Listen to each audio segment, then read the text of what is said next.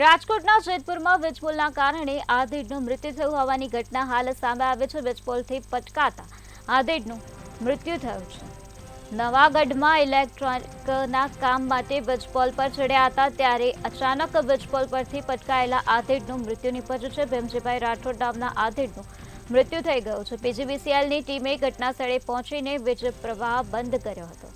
તો રાજકોટના જેતપુરનો આ બનાવ પ્રકાશમાં આવ્યો છે, જ્યાં વીજપોલથી પટકાયેલા આધેડનું મૃત્યુ નિપજ્યું છે। નવાગઢમાં ઇલેક્ટ્રિક કામ માટે તેઓ વીજપોલ પર ચડ્યા હતા ત્યારે અચાનક જ વીજપોલ પરથી તેઓ નીચે પટકાયા અને તેઓનું મૃત્યુ નિપજ્યું। તો ભીમજીભાઈ રાઠોડ નામના આધેડનું આ ઘટનામાં મૃત્યુ નિપજ્યું હોવાનું સામે આવ્યું છે। પીજીવીસીએલની ટીમને આ બનાવ અંગે જાણ થઈ હતી ત્યારે પીજીવીસીએલની ટીમ ઘટના સ્થળે પહોંચી હતી અને ત્વરિત વીજ પ્રવાહ બંધ કરી દેવામાં આવ્યો હતો।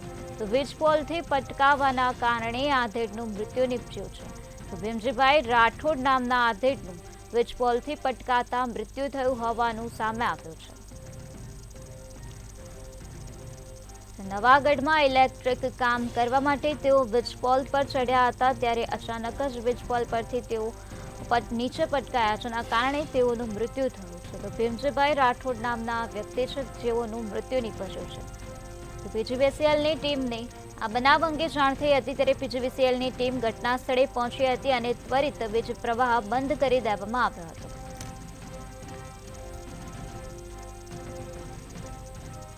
તો રાજકોટના જેતપુરનો આ બનાવ પ્રકાશમાં આવ્યો છે, જ્યાં વીજપોલથી પટકાયા બાદ આધેડનું મૃત્યુ નિપજ્યું હોવાની ઘટના પ્રકાશમાં આવી છે। ભીમજીભાઈ રાઠોડ નામના આધેડનું મૃત્યુ થઈ ગયું છે।